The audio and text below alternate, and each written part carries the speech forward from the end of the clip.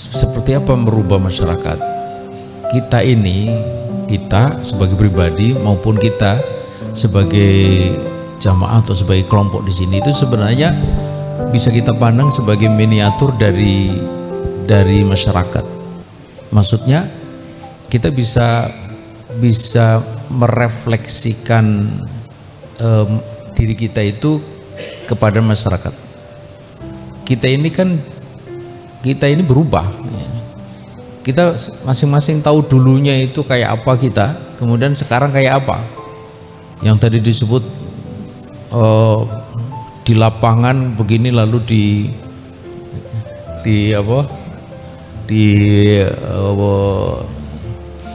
dilarang di mana-mana ya.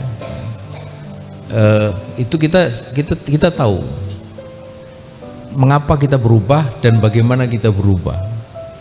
Intinya kita ini bisa berubah karena berubah pemahaman kita, berubah pikiran kita, ya kan?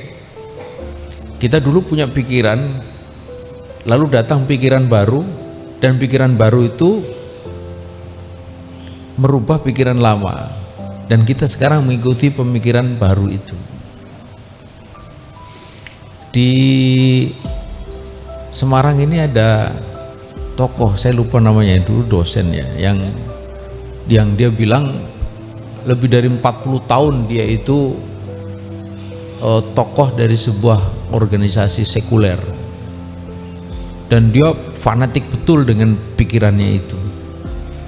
Ternyata bangunan paham sekularisme, nasionalisme yang begitu dia agung-agungkan itu seketika rontok di hadapan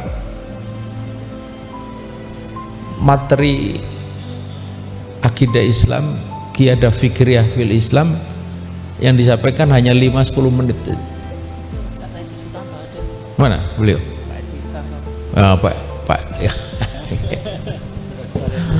Ya, ini beliau yang cerita, yang kemudian kita masukkan ke media umat dulu. Dan ini kan menunjukkan kepada kita bahwa orang itu berubah karena berubah pikiran. Apa yang dilakukan oleh Rasulullah SAW itu sebenarnya kan hanya menyampaikan pikiran. Kalau kita baca secara sederhana gitu. Apa yang dilakukan oleh sekarang kita, Hizbut Tahrir, itu kan juga menyampaikan pikiran. Karena saking seringnya kita menyampaikan pikiran, lalu kita sering disebut NATO, no action talk only, hanya ngomong doang. Kalau dibilang hanya ngomong doang, kenapa harus dilarang? Katanya hanya ngomong doang, tapi mereka tahu bahwa ini bukan sembarang omongan. Ini omongan yang merubah pikiran, dan ketika orang berubah pikiran, berubah perilakunya, berubah perasaannya. Jadi itu yang harus kita lakukan di tengah-tengah masyarakat.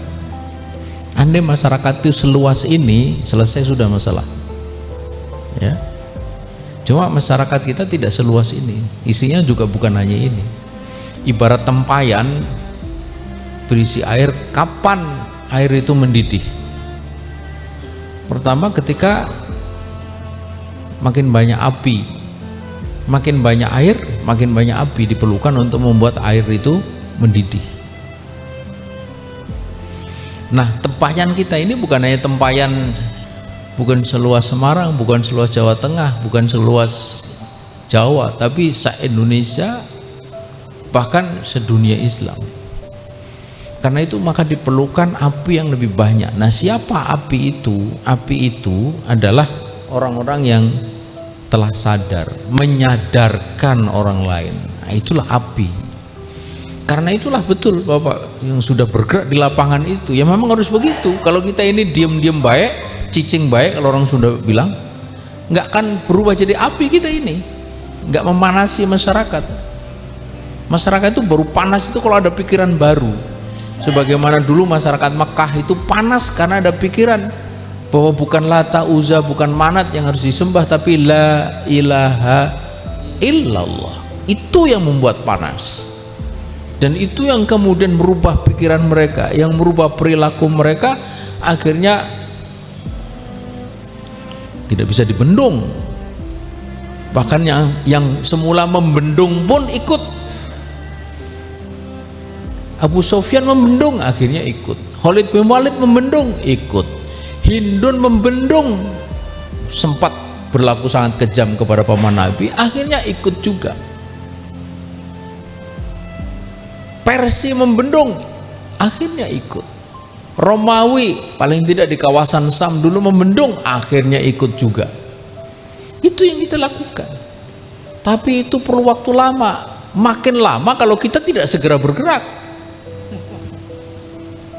Ada tokoh yang bilang kepada saya, setelah saya ceritakan penjelasan sederhana tadi itu, Ismail Suen, mau dia revolusi. Itu dia ngomong itu 25-35 tahun yang lalu. Sampai ini hari dia tetap ngomong kayak begitu.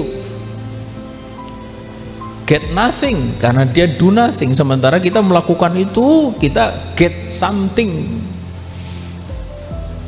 Kesadaran umat makin luas, kader-kader makin tumbuh banyak di mana-mana, jaringan makin merebak, makin solid, dan untuk menghentikannya sampai diperlukan sekian banyak pejabat, bahkan presiden juga ikut membuat perpu. Kalau ini disebut mimpi di siang bolong, mestinya kan dibiarkan selesai mimpinya. Kenapa harus dihentikan? Kalau ini utopis, mestinya nggak perlu dikhawatirkan. Kalau mereka khawatir, berarti kan mereka tahu bahwa ini bukan sembarang cita-cita, ini bukan utopis. Nah, jadi kalau ditanya apa yang harus kita lakukan, itu yang harus kita lakukan. Di mana tempat perubahan itu diawali oleh pemikiran. Di RCTI beberapa tahun yang lalu itu ada miniseri itu artinya film 2 atau 3 kali itu tentang revolusi Prancis.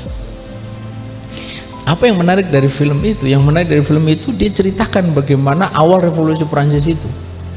Awal revolusi Prancis itu tadi ada, kalau bahasa kita dakwah, bahasa mereka itu agitasi, menyampaikan pidato di pasar, di kafe-kafe, tentang apa? Tentang betapa jahatnya itu monarki, betapa jahatnya Marie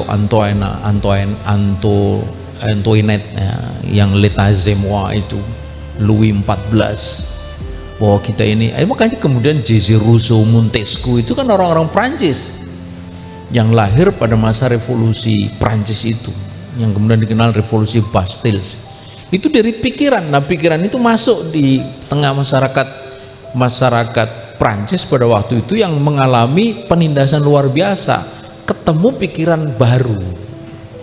Nah, kondisi umat Islam tidak sama dengan masyarakat Prancis, tetapi dalam hal umat Islam mengalami penindasan sama ini hari. Dalam hal bahwa Islam, ajaran Islam itu membawa pikiran baru sama. Maka yang diperlukan sebenarnya adalah kita itu menyampaikan Islam kepada umat, mengembalikan Islam ke dalam diri umat. Itu sebenarnya yang kita perlukan. Sesederhana itu, iya. Cuma ketika itu dilakukan ternyata memang tidak sederhana. Perlu proses, perlu kedalaman, perlu penjelasan, perlu ketekunan, perlu kesabaran, terus menerus. Sampai kapan? Allah alam. Tidak penting sampai kapan, yang penting kita melakukannya dengan benar. Kalau kita melakukan dengan benar, ibarat menanam pohon, maka pohon itu akan tumbuh dengan benar. Ibarat membuat bangunan itu akan tegak dengan benar.